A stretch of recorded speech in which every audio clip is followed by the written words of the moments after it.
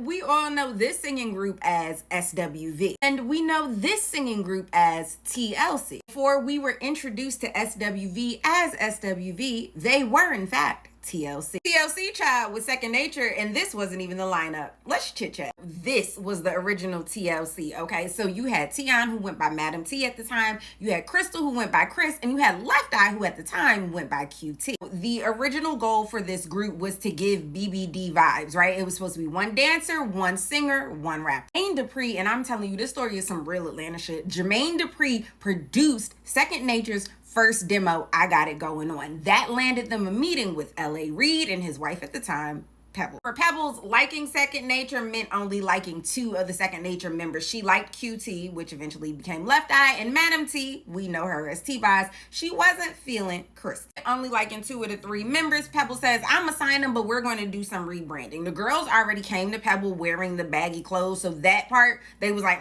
we keeping that. You could do whatever else you need to do. So her next act was polishing their look and changing their name. Decided she was going to name the group TLC after their initials and started doing some trademarking. When she started doing some trademarking, she said, hold on, it's another group out there called TLC. Group was SWV. SWV was calling themselves TLC because Taj, Lily, and Coco. Child, Pebbles sends them to cease and desist, so they have to cease and desist, and they reemerge as SWV. Pebbles is moving forward with the group, but she's like, I really don't like this girl, Crystal. So she has Crystal audition for L.A. Reid, and L.A. Reid is like, she is the issue, right? So they're not getting along. Pebbles presents them with contracts and presents them with lawyers to help them read and understand the contract. But Crystal was like, you're trying to manipulate me. I want my mom to read it. Pebbles essentially was like, if you leave out of here and don't sign this contract, you won't be part of the group. Now, was Crystal right because that contract did end up screwing them girls? Yes.